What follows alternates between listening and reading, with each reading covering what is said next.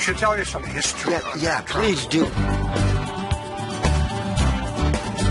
The drum come across the white line and hit my head on it. I'm old, okay, in case you didn't notice. One day I'll be gone.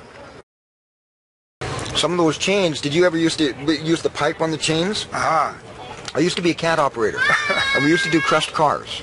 And I watched the truck driver grab a hold of that, and he didn't secure it, and it came up right up, and it would break, take your jaw out. Oh, take your jaw. Oh, you've seen that, have you? They're just not paying attention, or when they get the snipe down, they take the pipe out, and the snipe comes up. So it'll lock. Oh, yeah. Later on, like we... Boy, ring your bell. Yeah, we improved to cable and winch. Winches, and then now it's all straps and winches. It's not much. And they don't use those snipes anymore, do they, or do they? Not too much. Old school. That's truckers. Old school, yeah. But we were from the tough days. Yeah, I'll bet you were. Yeah. I'll bet you were. So anyways, that's kind of a little bit of history on... So what do you got? How much was the transmission, 4 and 5 or what? Used to be 5 and 3. And it gave out after 1,200,000. I've got a new 5 and 4 in there now. Really? Yeah. There's a real art and science, and most truck drivers today wouldn't be able to do a 5 and 4. What's that? Yeah. Why do you have 2 sticks? Why do you have 2 sticks? And they will completely destroy your transmission if they do. I mean, some of these guys, they put their hands through the steering wheel, and they just like clockwork, right? Yeah, and it's not a synchronous transmission. Oh, man. You really have to know what you're doing, right? You kind of tickled them in there. So not only do you have to rev match on one box, you've got to rev match on 2, right? Yeah. Man. See, you pop your auxiliary out. Yep. You do your main. Yep. And then you fit in your auxiliary. You fit it in again. Yeah. All right. Yeah. You have to, right? Yeah.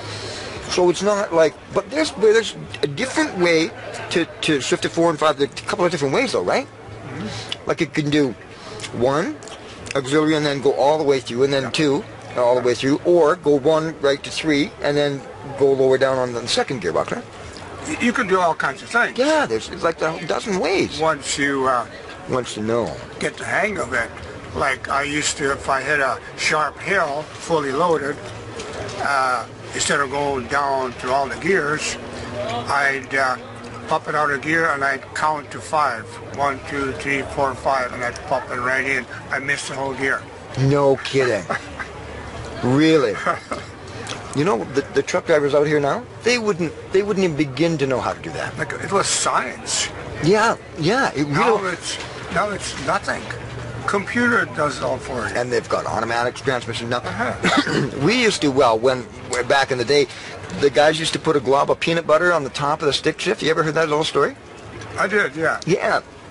They say, I don't ever want to see peanut butter on your hand of your palm. That means you're using too much pressure. You're just 2 fingers on that shifter, right? Yeah. That's how a lot of guys learned how to drive.